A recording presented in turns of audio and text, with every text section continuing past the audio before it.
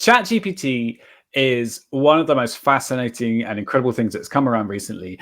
And we're going to talk for some time about it and what we think the future holds for us and some of the cool things that have happened recently. Also, we're going to try and summarize a summary of how ChatGPT works and kind of fail. While Mike does some live Googling. Great examples of how ChatGPT works and fail. It's way better at than we are. Oh, and also a summary of how our membership drive experiment went.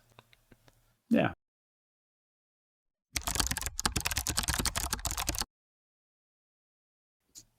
So you linked this directly to the how does ChatGPT work stuff, which is super, super interesting.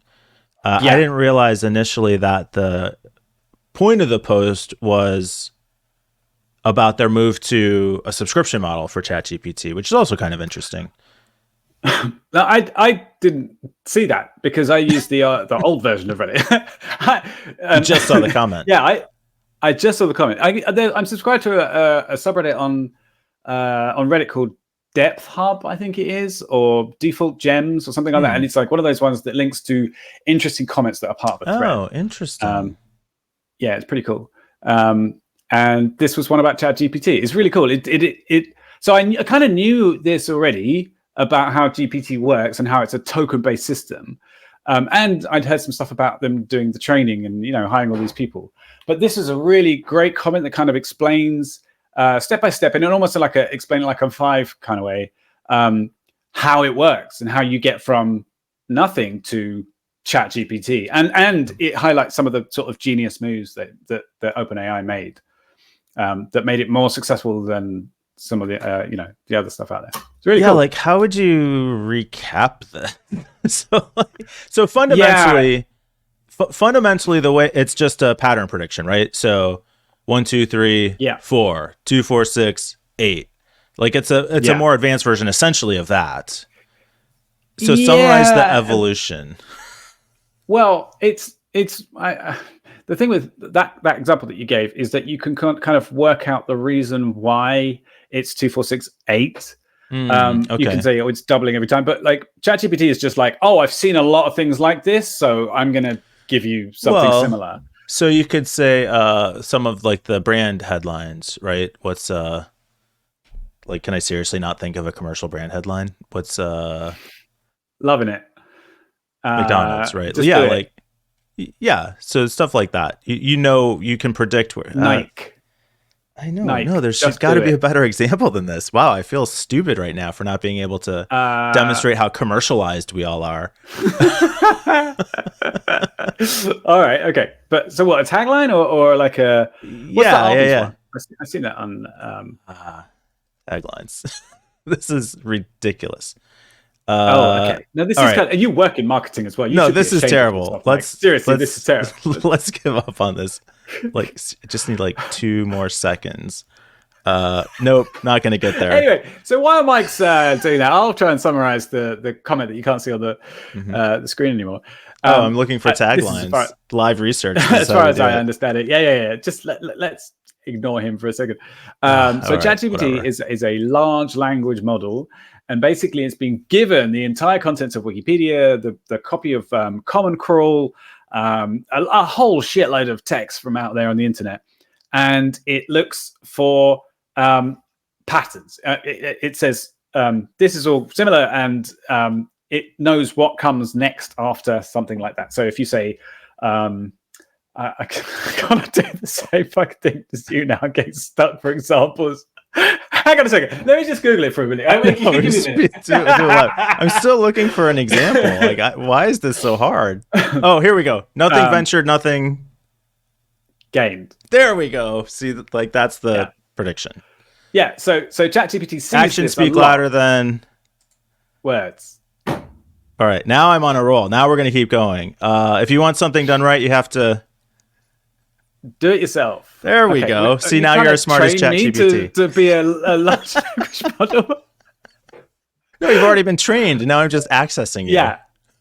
Okay. So anyway, it sees things like this a lot, and then when you type something like that, it gives you a selection of it thinks of what is going to be the most likely thing following what you just typed in. As and you just demonstrated. Yeah.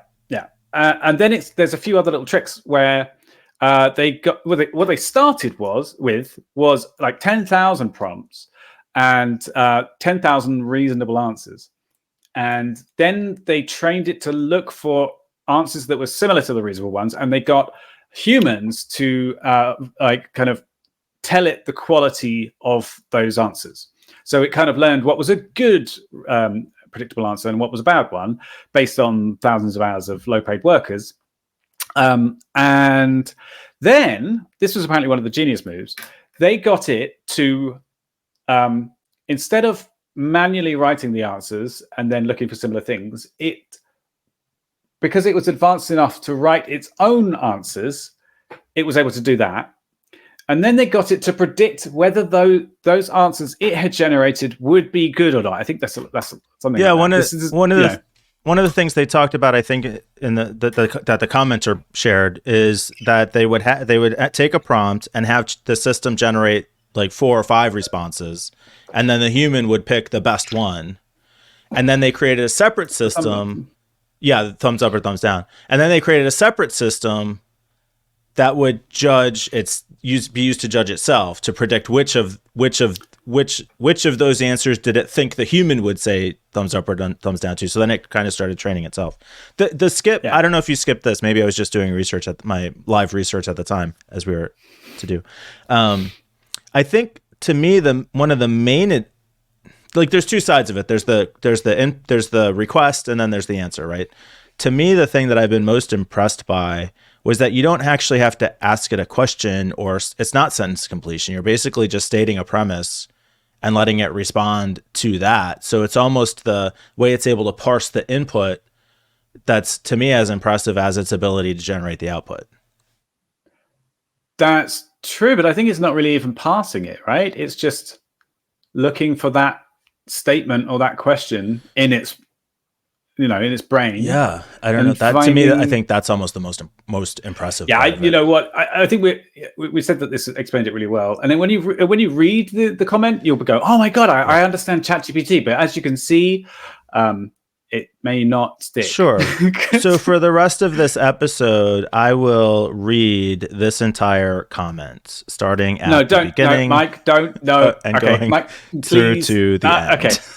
Yeah, there you go. Just slow this part down by like 0.2 speed, and Mike can scroll for it. Yeah. Here, I'll move the mouse cursor on. Oh, you can't see the mouse cursor. So the other part of the article, which you didn't even see, and I noticed this the other day, they actually came out with like a paid ChatGPT service now, right? ChatGPT Pro.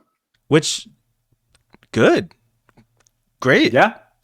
I actually think I would subscribe to that. I think I'm going to. $20 a month is very reasonable for such a useful system. And you can sign up for the waitlist via Google Forms, which I think is the hallmark of professional quality service. It's just doing what you got to do to get stuff out there. I love it. Oh my god, they've got the world's most advanced AI text system, and you can join the waitlist via Google Forms. Like, are they taking the piss seriously?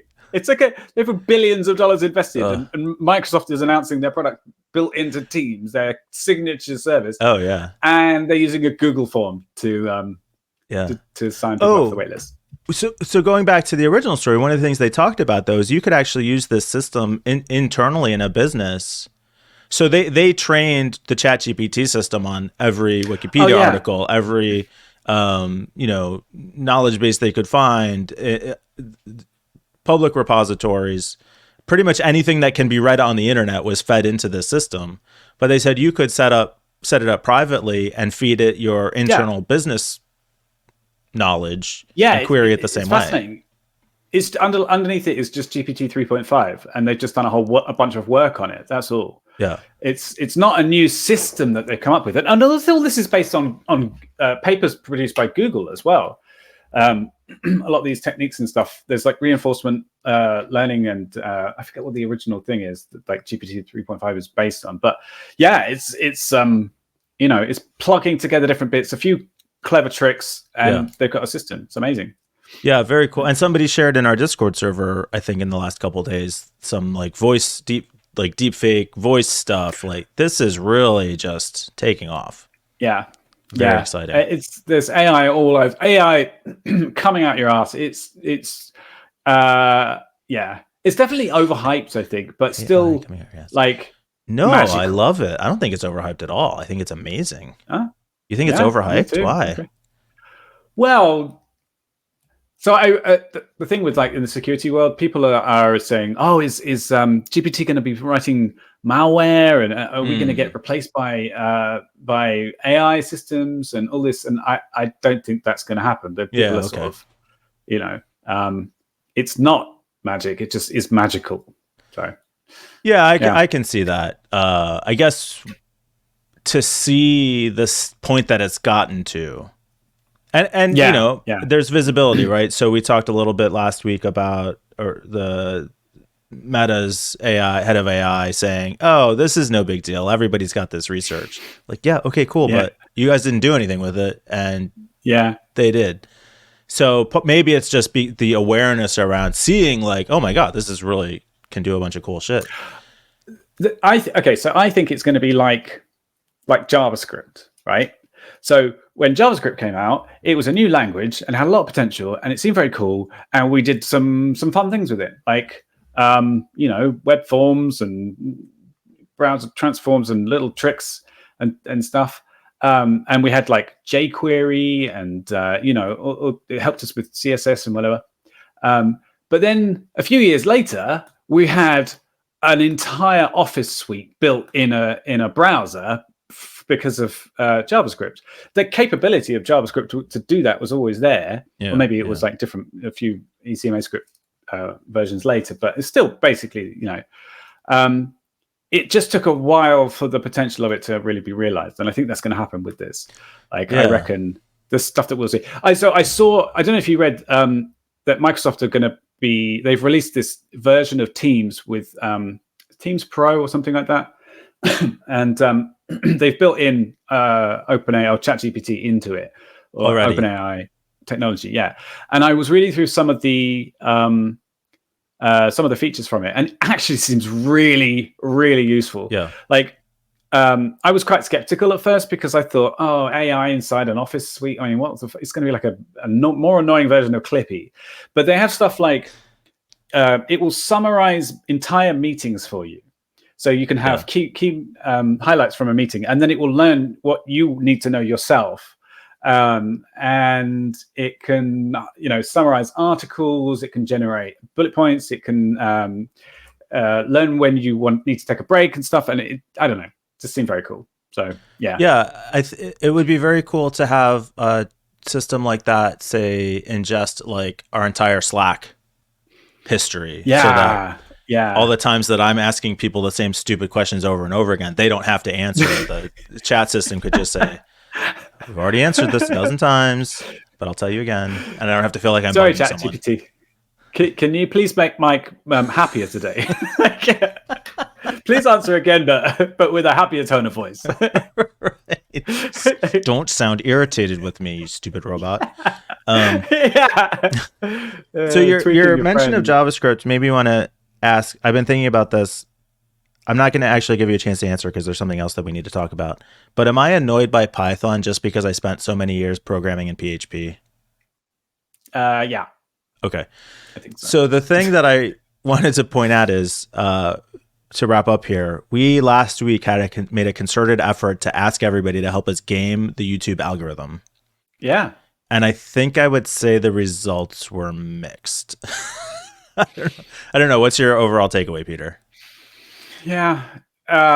We're still at a solid 1 subscriber per day.